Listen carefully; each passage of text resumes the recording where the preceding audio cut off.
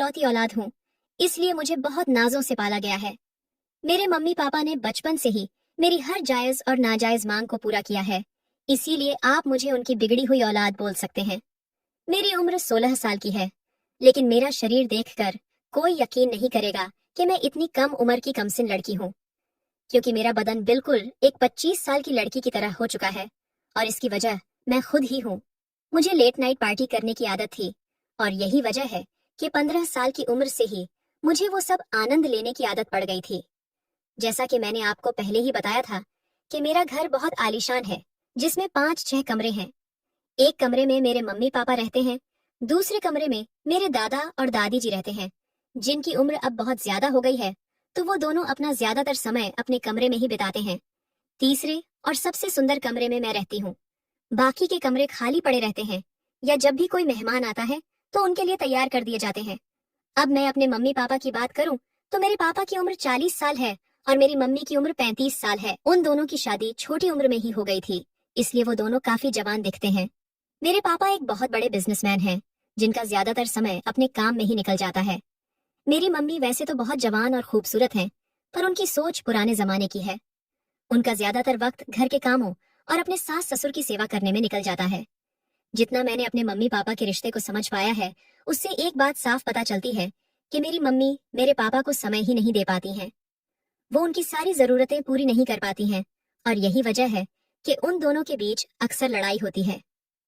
एक रात की बात है कि हम सब खाना खाकर सोने के लिए अपने अपने रूम में चले गए थे कि तभी अचानक से मुझे मेरे मम्मी पापा के कमरे से लड़ाई की आवाजें आने लगीं।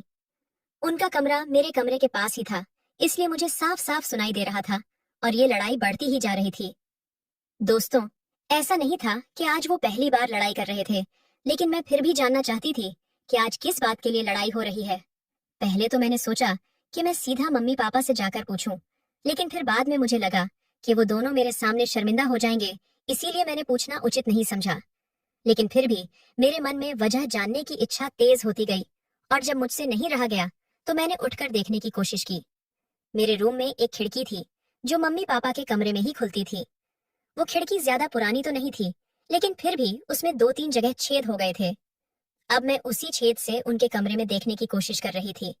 पहले तो मुझे कुछ नजर नहीं आया, फिर मैंने अपने कमरे की लाइट बंद कर दी और दोबारा से अपनी आंखें खिड़की के छेद पर टिका दी। अंदर का नजारा देखते ही मेरे पूरे शरीर में करंट दौड़ गया। मैंने आज से पहले उन दोनों को इस तरह कभी नहीं देखा था। मेरे पापा मेरी मम्मी को कुछ करने के लिए कह रहे थे, लेकिन मम्मी उन्हें बार बार मना कर रही थी। अब मेरी नजर तो बस वहीं टिक गई थी, और मैं चाहकर भी वहां से अपनी नजर नहीं हटा पा रही थी। अब वो दोनों कुछ बातें कर रहे थे, लेकिन मेरा ध्यान तो कहीं और ही था। मेरा दिल जोर जोर से धड़क रहा था। थोड़ी देर बाद पापा ने मम्मी को एक चीज दिखाई, जिसे देखकर पहले तो मम्मी गुस्सा हुई और फिर शर्म से अपनी नजरें झुका ली। अब उन्हें भी कुछ महसूस होने लगा था, और फिर उन्होंने इशारे से पापा को अपने पास बुलाया। फिर मेरे पापा और मम्मी कुछ तक वैसे ही रहे जैसे एक पति पत्नी रहते हैं। लगभग 1 से 2 घंटे के बाद मम्मी ने अपने आप को ठीक किया और लाइट बंद करके सोने के लिए लेट गई। अब उनके कमरे में बिल्कुल अंधेरा होने की वजह से मुझे कुछ नहीं दिख रहा था, तो मैं भी अपने बिस्तर पर जाकर लेट गई। इतना सब कुछ देख लेने के बाद मुझे नींद नहीं आ रही थी। मेरी आंखों के सामने वही सब चल रहा था जो कुछ देर पहले मैंने देखा था। मैं सोच रही थी कि काश मेरे पास भी कोई ऐसा होता जो मुझे भी इसी तरह अपने प्यार में उनकी बगल वाली कुर्सी पर बैठकर नाश्ता करने लगी। थोड़ी देर में मेरे कॉलेज की बस आने वाली थी, इसलिए मैंने जल्दी से नाश्ता किया और बाहर आकर खड़ी हो गई। पर आज मेरा पापा को छोड़कर जाने का मन नहीं कर रहा था। कुछ सोच के मैं घर के अंदर आई और बहाना बनाया कि मेरे कॉलेज की बस निकल चुकी है। जब भी मेरी बस छूट जाती थी तो पापा ही मुझे स्कूल छोड़ने जाया करते थे। मेरी बात सुनकर मम्मी बोली, निशा, अपने पापा से कह दो, वो तुम्हें स्कूल छोड़ आएंगे। मैं खुशी खुशी पापा के कमरे में गई, फिर और उनसे सारी बात बताई तो वो मुझे कॉलेज छोड़ने के लिए राजी हो गए। मैंने कहा, पापा जल्दी तैयार हो जाओ, मैं लेट हो रही हूँ। तो पापा बोले, तुम स्कूटी निकालो, तब तक मैं शर्ट पहन के आता हूँ। मैंने जल्दी से स्कूटी निकाली और बाहर खड़ी होकर पापा का इंतजार करने लगी। पापा अक्सर मुझे कार से कॉलेज छोड़ने जाते थे, लेकिन उस दिन मेरे कहने पर वो मुझे स्कूटी से लेकर जा रहे थे। दोस्तों, यहाँ तक तो मेरा प्लान सफल रहा था, लेकिन आगे के प्लान में थोड़ा खतरा था, पर मुझे यकीन था कि किसी तरह वो भी सफल हो जाएगा।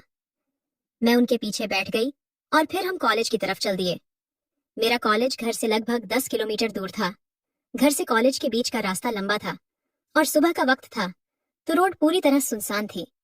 जब हम घर से 5 किलोमीटर दूर निकल आए तो मैंने पापा से कहा, पापा अब स्कूटी में चलाऊंगी, रोड भी सुनसान है तो एक्सीडेंट का खतरा भी नहीं है। तो पापा ने परेशान होकर कहा, हाँ ठीक है, लेकिन हैंडल मैं ही पकड़ूंगा। अब मुझे मेरा प्लान कामयाब होता दिख रहा था। मैंने उनकी बात पर सहमति जता दी। पापा ने गाड़ी साइड में रोककर मुझे अपने आगे बैठाया और मेरी बगल में से अपने दोनों हाथ डालकर हैंडल पकड़ा और धीरे धीरे स्कूटी चलाने लगे। लेकिन अब मेरा ध्यान स्कूटी चलाने पर नहीं था, क्योंकि मेरा इरादा तो कुछ और ही था। इसी तरह मस्ती करते करते मैं कॉलेज पहुंच गई और कॉलेज में पहुंचते ही मैंने फिर से पापा को विश किया। मेरी इन सब हरकतों को देखकर पापा अब थोड़ा सा परेशान हो गए थे, क्योंकि इससे पहले मैंने आज तक ऐसी कोई हरकत नहीं की थी। मुझे कॉलेज छोड़कर पापा वापस घर की तरफ चले गए। कॉलेज में आने के बाद भी मेरे दिमाग में वही सब घूम रहा था। अब मेरा दिल कर रहा था कि मैं पापा के साथ गाड़ी पर ही बैठी रहूं। अब पता नहीं मुझे क्या हो गया था। ऐसा कौन सा तूफान मेरे अंदर उठ रहा था कि मैं अपने पापा के ही साथ ऐसा सब कुछ करने के लिए सोचने लगी थी। खैर, अब आगे बढ़ते हैं। फिर मैं अपने मन की इच्छा और मेरे मन में चल रहे तूफान को लेकर घर पहुंची। उस वक्त लगभग 2 बज रहे थे और घर में दादा दादी के अलावा कोई नहीं था। मम्मी कहीं गई हुई थी और पापा अपने ऑफिस में थे। कॉलेज से आने के बाद मैं वॉशरूम चली गई और फ्रेश होकर बाहर निकली। मैं बहुत थक चुकी थी, इसलिए चुपचाप बेड पर लेट गई और कब मेरी आंख लग गई मुझे पता ही नहीं चला। जब मेरी आंख खुली तो शाम के 5 बजे रहे थे। फिर मैंने नहा धोकर कपड़े पहने और मैंने कपड़े भी उस दिन कुछ अलग दिखने वाले पहने थे। अब पापा के आने का टाइम हो गया था, लेकिन मम्मी का कोई पता नहीं था कि वो कब आएंगी। शाम के 7 बजे किसी ने डोरबेल बजाई तो मैं भाग के गई और दरवाजा खोला। मुझे पता था ये पापा के आने का समय है। दरवाजा खोलते ही पापा मेरी तरफ देख मुस्कुराए और बोले, बेटा आज तो बहुत स्मार्ट लग रही हो। ये सुनकर मुझे बहुत खुशी हुई, क्योंकि अब मेरा प्लान अपनी कामयाबी के रास्ते पर जा रहा था। घर के अंदर आने के बाद पापा फ्रेश होने के लिए अपने कमरे में चले गए। ऑफिस से आने के बाद पापा तुरंत ही चाय पीते हैं, इसलिए मैं चाय बनाने के लिए किचन में चली गई। थोड़ी देर बाद पापा भी फ्रेश होकर किचन में आ गए और वहीं खड़े होकर इधर उधर की बात करने लगे। मैं पीछे मुड़कर पापा की तरफ देखा तो उनकी नजर कहीं और ही थी। अब मुझे ऐसा लग रहा था कि मेरे मन की इच्छा पूरी हो जाएगी, और बस मैं ऐसे ही खड़ी रही। चाय बन चुकी थी, इसलिए मैंने पापा को चाय दी और बाथरूम में जाकर खुद को शांत करने लगी। मैं जैसे ही बाथरूम से बाहर निकली, मैंने देखा कि मम्मी आ चुकी हैं